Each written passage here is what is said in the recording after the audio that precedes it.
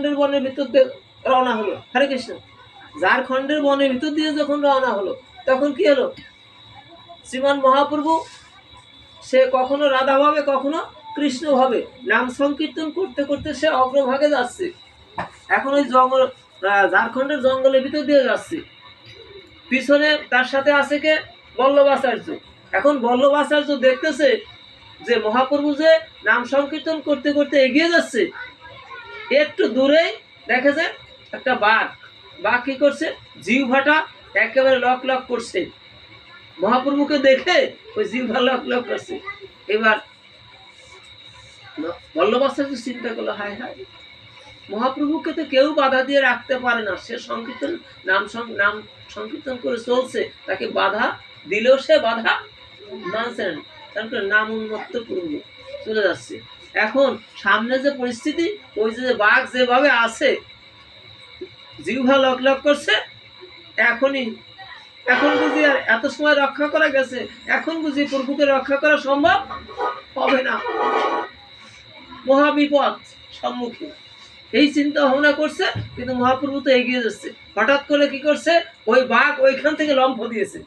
মহাপ্রভু যখন নিকটে গেছে, ওই বাঘ যখন লম্ফ দিয়েছে, এইবার বল্লভাচার্য চিন্তা করছে জ্ঞান শূন্য হওয়ার মতো প্রায়, যে এই যে বাঘ যে লম্ফ দিয়েছে, এই লম্ফেই আমার শ্রীমান মহাপ্রভুকে গ্রাস করে ফেলে, ধরে ফেলে বাঘে, আর রক্ষা নেই। বাঘ কি করছে, ওই বাঘ ওইখান থেকে লম্ফ দিয়ে শ্রীমান মহাপ্রভু চরণের নিকট গিয়ে পড়েছে। চরণের নিকট পড়ে বলছে, প্রভু, দুর্লভ মানব জন্ম তো পাইনি, বচনযোগ্য দেহ পাইনি, কর্ম ফেরে পশু জন্ম হয়েছে, তোমার সেবা দেওয়ার অধিকার তো নেই, তোমার ভজন করতে পারি না, তবু তুমি পরম দয়াল কৃপা করে ছুটে এসেছো, তোমার এই বনের মধ্যে আসার কথা তো নয়, তুমি এসেছো একমাত্র আমাদের মতো এই যে পশু আমরা আছি, আমাদের এই পশুত্বকে দূর করার জন্য তুমি ছুটে এসেছো। প্রভু, তুমি তো পরম দয়াল। এইবার দূরে দাঁড়িয়েছে বাঘিনী। বাঘ ডাক দিয়ে বাঘিনীকে কয়, হ্যাঁ বাঘিনী, ছুটে আয়, দেখ যে সোনার মানুষ এসেছে, পশু জন্ম পেয়েছি, এই পশু জন্ম আমাদের ভজন অধিকার নেই, কিন্তু এই সোনার মানুষ যেহেতু এসেছে, আয়, ছুটে আয়, এই চরণে আশ্রয় নি। এখন বাঘ বাঘিনী দুজনাই মহাপ্রভুর চরণে আশ্রয় নিয়েছে। দূরে হরিণ দাঁড়িয়ে আছে। হরিণ দেখছে যে হায় হায়, কি অবস্থা। এখন ওই হরিণটা ছুটছে, যে ওরা যেমন মহাপ্রভুর চরণে আশ্রয় নিল, হরিণ দ্রুত ছুটছে মহাপ্রভুর চরণ আশ্রিত হবে।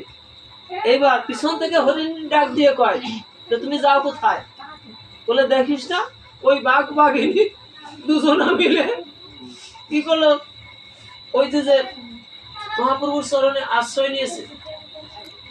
হরিণ ডাক দিয়ে তুমি যাও, তুমি জানো না যে ওরা আমাদের চিরদিনের শত্রু, ওইখানে গেলেই খেয়ে ফেলবে তোমাকে। বলে দেখ রে, আজ হোক কাল হোক, আজ হোক কাল হোক, ওই বাঘ আমাদের গ্রাস করবে, খেয়ে ফেলবে, বাঘের পেটে আমাদের যেতে হবে। তবে যদি আজকে চলে যায় প্রাণ, তাতে কোনো দুঃখ নাই, তার কারণ যে সোনার মানুষ এসেছে, তাকে দর্শন করে তার চরণ স্পর্শ করার পরে যদি এই দেহ থেকে প্রাণ চলে যায়, তাতে কোনো দুঃখ নাই। বাঘ যদি আমাদের খেয়ে ফেলে, তাতেও কোনো দুঃখে আয়। এই জন্যই ছুটে চলছে ওরা। হ্যাঁ, ময়ূর দূরে দাঁড়িয়ে আছে, ময়ূর দেখতেছে ঘটনাটা কি। হরিণ গেল, হরিণী গেল, বাঘ গেল, বাঘিনী গেল। এইবার ময়ূর ছুটতেছে ওদিকে। এখন ময়ূর পিছন থেকে ময়ূরী কয়, কি ব্যাপার, তুমি যাও ওখানে, ঘটনা কি? ওখানে দেখো না হিংস্র প্রাণীগুলো রয়ে গেছে, ওরা তো আমাদের চিরদিনের শত্রু। এবার বলে ওর দরকার নাই, চলে আয়। ময়ূর বলে, ও ময়ূরী আয় রে, শীঘ্র করি আয়, রাধা কৃষ্ণের যুগল মিলন সময় বয়ে যায়। আরতিতে করলাম না হরে কৃষ্ণ। এই যে গৌর রূপটা, এই যে শ্রীমান গৌর হরি রূপটা কি, হ্যাঁ, রাধা কৃষ্ণ অর্থাৎ রাধা এবং কৃষ্ণের মিলিত তনু হলো গৌর বিগ্রহ। হরে কৃষ্ণ। রাধা এবং কৃষ্ণের মিলিত তনু হচ্ছে গৌর বিগ্রহ, এইটাই হচ্ছে যুগল। হরে কৃষ্ণ। এই জন্য ময়ূরীকে ডাকছে, এই যে সময় চলে যাচ্ছে, আয় আমরা ওই যুগল রুক্ষনা দর্শন করি যাই নিতাই যাই গৌর হরি বল। এইবার এদিকে হস্তিনী ওরা দূর থেকে দাঁড়িয়ে দেখছে ঘটনাটা কি। হ্যাঁ, এই সবাই গিয়ে ওইখানে গিয়ে সব যে বাঘ আর হরিণ এ কোনোদিনও এক জায়গা হয় না, হওয়ার উপায় নাই। আর কি করছে ওরা সমস্ত হিংসা বৃত্তি পরিহার করে সেই শ্রীমান মহাপ্রভুর চরণে আশ্রয় নিয়েছে। বাঘ হিংসা বলে হ্যাঁ মহাপ্রভুর চরণে আশ্রয় নিয়েছে। এবার হস্তিনী দুজনে এসেছে। হরে কৃষ্ণ। হস্তিনী দুজনে এসেছে, এসে কি করছে মহাপ্রভুর চরণে আশ্রয় নিয়েছে। এইবার কি করছে সকলে মহাপ্রভুকে ঘিরে ঘিরে, আর ওদিক থেকে আসতেছে কি খল প্রাণী, খল জাতি হচ্ছে কি সর্প, বিষাক্ত সর্প, বিষধর সাপ ওই ওরা ছুটে আসতেছে। ওরা খল প্রজাতি। এখন বলছে যে আমরা তো খল প্রজাতির, আমরা এই মহাপ্রভুর চরণে আশ্রয়, ওই চরণের কাছে যাবো না, এই যোগ্যতা আমাদের নেই, আমরা তো খল। কি করব?